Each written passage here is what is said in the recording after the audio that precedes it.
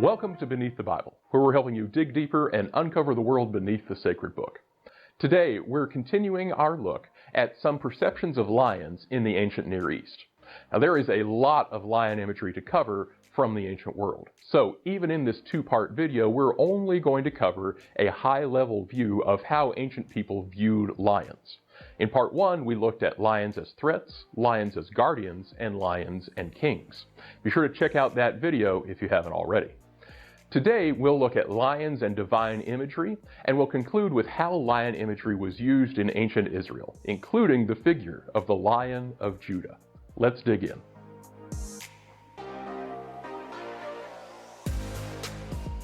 We saw last time that in the ancient Near East, like in many other times and places, lions were widely associated with kings. Because kings were so closely associated with the gods in the ancient world, it's no surprise that lion imagery also came to be associated with the gods. Just as the relationship between lions and kings is multifaceted, so too is the relationship between lions and the gods. Today we'll look at two strands of lion and deity associations. The first is gods with the form of lions, and the second is gods with lions as attribute animals. The first association, gods with the form of lions, is found mostly in Egypt. In Mesopotamia, Anatolia, and Syria-Palestine, the gods tend to be depicted anthropomorphically. They appear as people, usually oversized and with distinctive features, but still as people rather than as animals. In Egypt, the gods appear in all kinds of ways. Some are anthropomorphic, but many gods appear either in animal form or with a human body and an animal head. And when we look at the pantheon of Egypt, we see the lion associated with many different gods over a long period of time. Looking at Egyptian religion or Egyptian gods, we must be careful to remember that this is a tradition that spans several millennia, and it naturally evolved over time. What is true in one period may not be true for all periods. So with that in mind, we'll highlight just a few lion as god associations we see in Egypt. The first is the sun god. Lions are sometimes associated with the sun god Ra, but also other solar deities.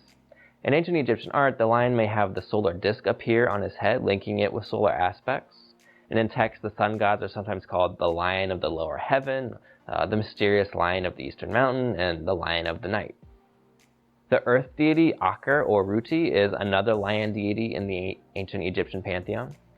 He's associated with two lions, thought of as the mountains of the horizon where the sun rose and set. This means Aker is a kind of solar deity connected to sunrise and sunset, but also a deity of the earth.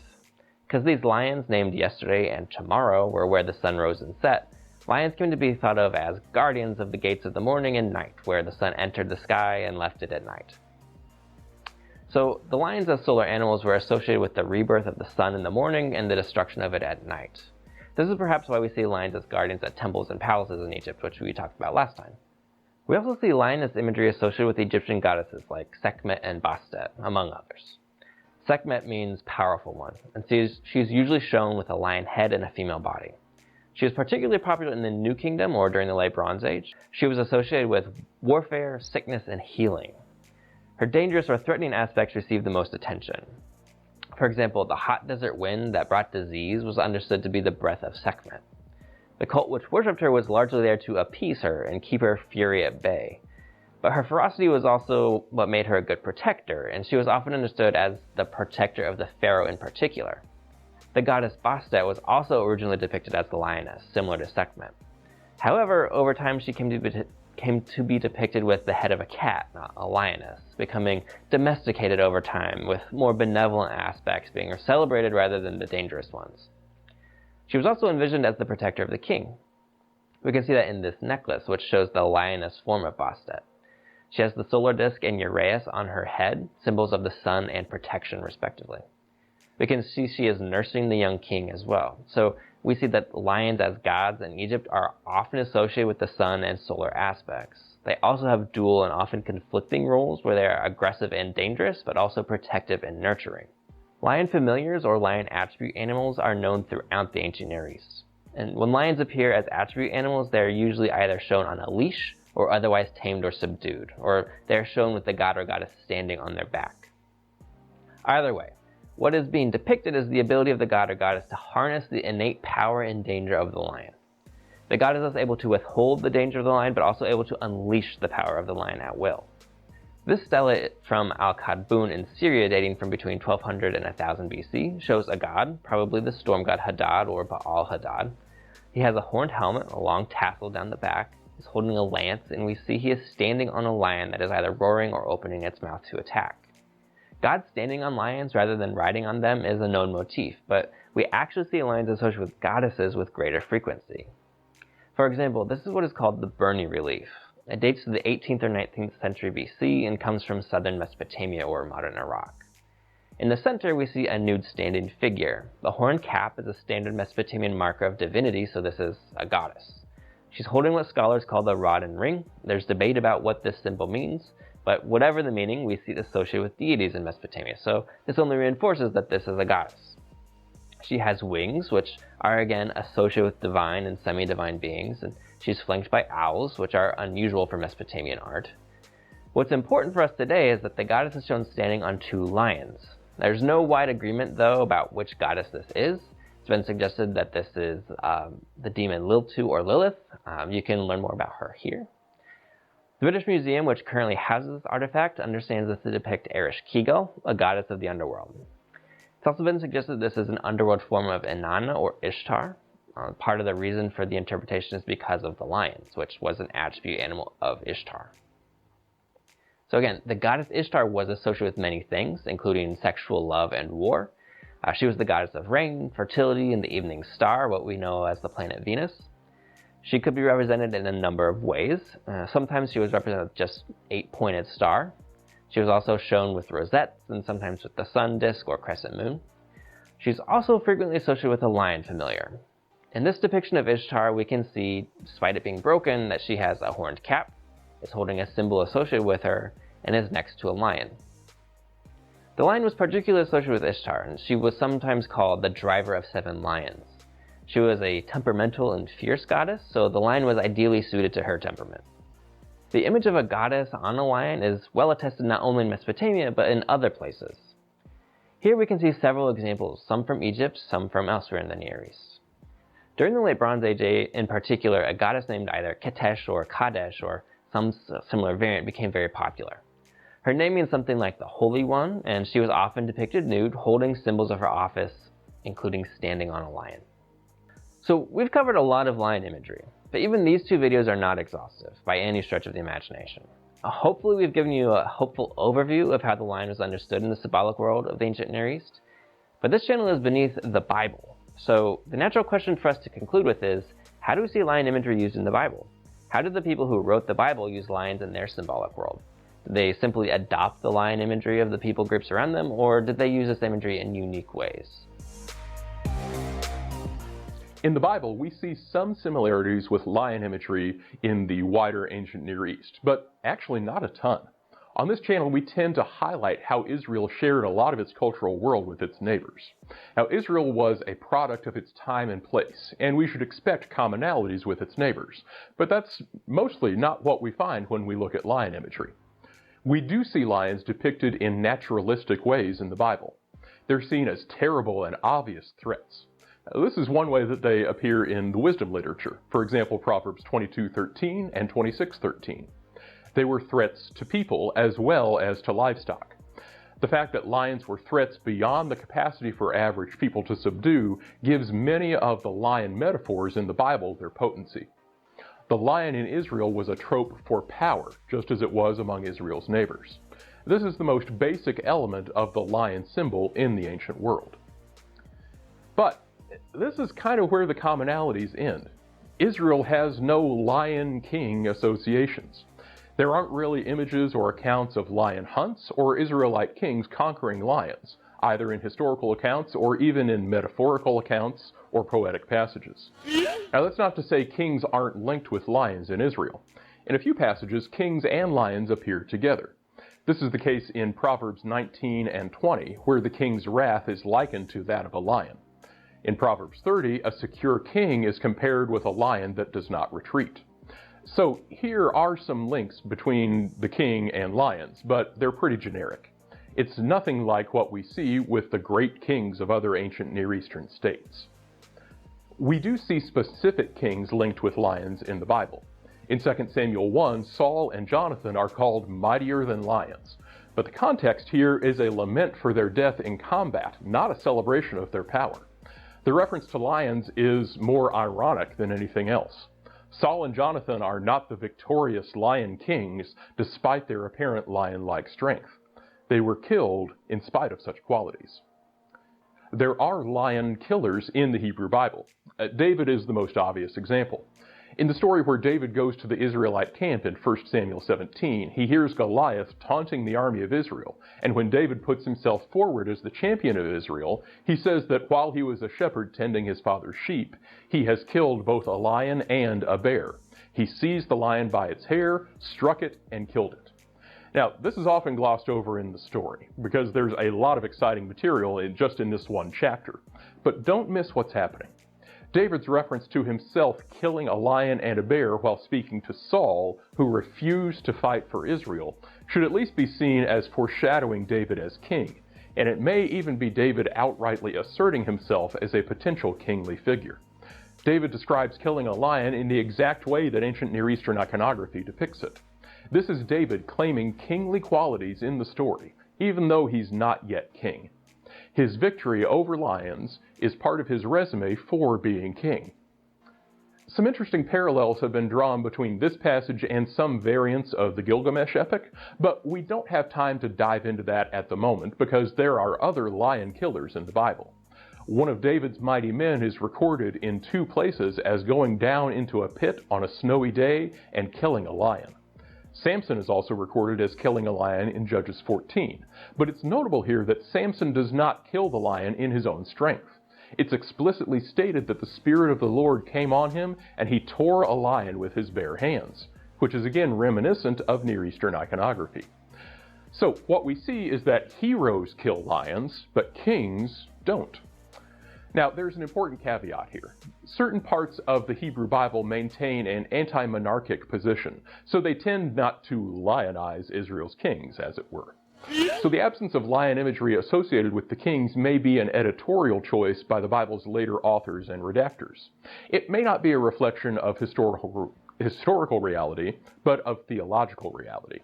For example, Solomon is said to have had a throne with a lion adorning it, which we have seen attested elsewhere. But that may be about the only Leonine material attribute linked with an Israelite king. It's more common, in fact, for non-Israelite kings to be associated with lions. Ezekiel 32 is pretty clear in linking the Pharaoh with a lion. Jeremiah 50 links both the kings of Assyria and Babylon with a lion. So the biblical authors weren't averse to linking some kings with lions. They just seem to not link lions with their own kings. Now, Ezekiel 19 is a notable exception to this rule. This passage features a lioness with 2 cubs, and shall we say, things do not go well for them. In fact, there's this parenthetical note in the text that this is a lament. It's a song of mourning for the leaders of Israel. The reader should note this lion imagery does not portend a happy or victorious story. Interpreters generally agree that the cubs are the kings Jehoahaz and Zedekiah, who were some of the last kings of Judah. The lioness may be their mother, Hamutal, or it may represent Judah as a nation. It's here that we finally see the lion as king in Israelite literature. The Judahite kings cast in the same role as their neighbors. These royal figures are discussed in a stereotypical ancient Near Eastern way, using culturally normative language and imagery to discuss royal power. Now again, something we highlight here on our channel is when Israel is squarely within its wider cultural world. Now that's the case here. Perhaps this is the best example of typical ancient Near Eastern lion imagery in the Bible. But the Judahite lion as king is decidedly and unapologetically negative. Things go poorly for them. There's a clear message that the Israelite kings are not to be cast in the lion as king tradition. The lion as the ultimate symbol of power is reserved for another figure besides the king. Lion imagery is only consistently positively applied to Yahweh in the Hebrew Bible. Here we see something else we tend to do here on this channel, highlighting how Israel expresses what was culturally familiar in its own distinct way to express its own distinct theology. The lion as king trope, so common in the ancient world, is exclusively applied to Yahweh, and this is consistent with Israelite orthodoxy. The scholar Marcus V. Brettler has said, God becoming king was the dethronement of certain aspects of the human king. Basically, there was only room for one lion king in ancient Israel, and it couldn't be the human king. The attribution of Leonine imagery to Yahweh precluded its application to human kings. Now, this is a significant departure from the wider Near Eastern custom. Kings simply could not usurp the lion king role from Yahweh. So where do we see lion imagery applied to Yahweh? One place to start is back in Judges 14, where Samson kills a lion. Like we said, it is the Spirit of God coming on Samson that facilitates this lion-killing achievement. Lions are often associated with Yahweh as being under his control or influence. Now, the Orthodox position is that God is omnipotent, but there seems to be a very special link between Yahweh and lions. In Amos, the prophet says, "The lion has roared, who will not fear? The sovereign Lord has spoken, who can but prophesy?" The roaring of a lion here is paralleled with the word of the Lord. And Psalm 104 says, "The lions roar for their prey and seek food from God." In his speech to Job at the end of the book, God is describing his greatness to Job and asks the rhetorical question, "Do you hunt the prey for the lioness and satisfy the hunger of the lions?" With the implication being that, of course, Job doesn't do that, but God does. Like an ancient Near Eastern king, God can unleash the power of lions on those he chooses. In 1 King, we see lions accomplishing the goals of Yahweh. In 2 Kings, we see the people of Samaria deported and new inhabitants brought in, new inhabitants who don't know Yahweh and how to worship him. As a consequence, lions are sent to kill some of these people, prompting the Assyrians to send an Israelite priest back to teach the new Samaritans how to worship Yahweh. As an extension of his authority over lions, Yahweh also has the power to protect people from lions. This is most famous in Daniel 6, where Daniel survives a night in a den full of hungry lions because God sent his angel to shut the lions' mouths. We also see it in 1 Samuel 17, where David attributes his lion slaying to the Lord saving him from the lions. Finally, Yahweh is linked with hunting lions, particularly in Ezekiel. Brent Strawn has linked the hunting imagery in Ezekiel 12 and 17 with lion hunting. Again, we see foreign kings linked with lions, and here we see Judahite kings negatively portrayed as lions, with Yahweh cast as the lion slayer. Elsewhere in Psalm 17, the psalmist likens their enemies to lions, so the psalmist calls on Yahweh the lion slayer to rise up and take them down. Here, Yahweh the lion slayer is not so much a slayer of actual lions, but of metaphorical ones. Brent Strawn has summarized the lion imagery in the Hebrew Bible as saying, "There are powers represented symbolically in language by imagery and metaphor that are reserved for God alone." Now, as we've said, he has done a great work on this subject, and we highly recommend his work, and we cite it below. This theological view of lion imagery is significant and unique to Israel alone. Whereas other ancient Near Eastern peoples closely associated their rulers with the gods and used similar imagery for both gods and kings, this seems to have been strictly and purposefully avoided by the biblical authors. The power, authority, and protective capability of the lion were attributes for Yahweh alone. That brings us to a final piece of the puzzle of lion imagery in the Bible, the figure of the Lion of Judah. Now, while the Lion of Judah has become an important Jewish national and cultural symbol today, we're going to focus on where this figure appears in the Bible itself. There are 3 passages that connect the tribe of Judah with a lion. The first is Jacob's blessing of his son Judah, the ancestor of this tribe, in Genesis 49.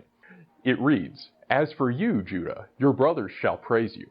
Your hand shall be on the neck of your enemies. Your father's sons shall bow down to you." Judah is a lion's cub. From the prey, my son, you have gone up. He crouches, he lies down as a lion, and as a lion, who dares to stir him up? The scepter will not depart from Judah, nor the ruler's staff from between his feet, until Shiloh comes. And to him shall be the obedience of the peoples. He ties his foal to the vine, and his donkey's colt to the choice vine. He washes his garments in wine, and his robes in the blood of grapes. His eyes are dull from wine, and his teeth white from milk. The lion imagery that's now familiar to us is prominent in Jacob's description of Judah, or rather of the tribe that would descend from Judah. The threatening nature of the lion is applied to Judah, and verse 10 clearly connects this lion imagery to a king who would come from Judah's line. We see this promise fulfilled in the ascendance of David and his son Solomon to the throne of Israel from the tribe of Judah. But this connection seems to go against Israel's theological convention to not connect lion imagery with human kings. So, what's going on here? Well, the second connection between a lion and the tribe of Judah is found in the book of Hosea. In Hosea 5:14, God says through the prophet, "For I will be like a lion to Ephraim, and like a young lion to the house of Judah." I, yes, I, will tear to pieces and go away. I will carry away, and there will be no one to rescue. Now here, the lion imagery is applied to God himself, and the lion-like God turns against both Judah and Ephraim, who symbolize the northern and southern kingdoms of Israel. This prophetic warning portends the destruction and the exile of both kingdoms in the following centuries. It's noteworthy that God is the actor who tears the kingdoms to pieces and carries them away. Even though foreign empires will carry out this destruction and exile, Hosea makes it clear that these events are divine judgment on Israel's unfaithfulness. God is, in a sense, unleashing the lions of foreign kingdoms to carry out God's will. The kingdom of Israel has already been divided, and the kingship promised to Judah's line has been divided as well. It seems that the tables have turned on this Lion of Judah. Well, that brings us to the final and the most famous biblical reference to the Lion of Judah, and it's where we see this lion imagery finally appear in the New Testament. Revelation 5:5 says, "And one of the elders said to me, 'Stop weeping, behold, the Lion that is from the tribe of Judah, the root of David, has overcome, so as to be able to open the scroll and its 7 seals.'" Spoiler alert, this verse is about Jesus.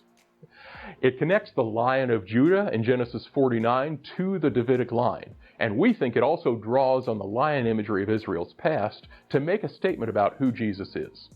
In this verse, Jesus is the fulfillment of the kingship promised to Judah that would not depart from his line. And what's more, the regal lion imagery that Israel only applied to God is now rightly applied to Jesus, who is both fully God and fully human.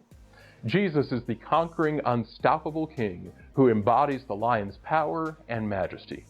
In light of what we've learned, the image of the Lion of Judah becomes all the more powerful. Thanks for joining us for this Beneath the Bible video. If you want to learn more about lion imagery, we've included some references and resources in the description below. If you enjoyed this video and you want to see more content like it, check out part 1 of our lion imagery videos, as well as these other videos that we've done about different kinds of animal imagery. You can also follow us on Facebook, Twitter, and Instagram at Beneath the Bible, and you can support our work at ko-fi.com/beneaththebible. Finally, if you learned something new today, take a second to share this video with your friends. And until next time, keep digging.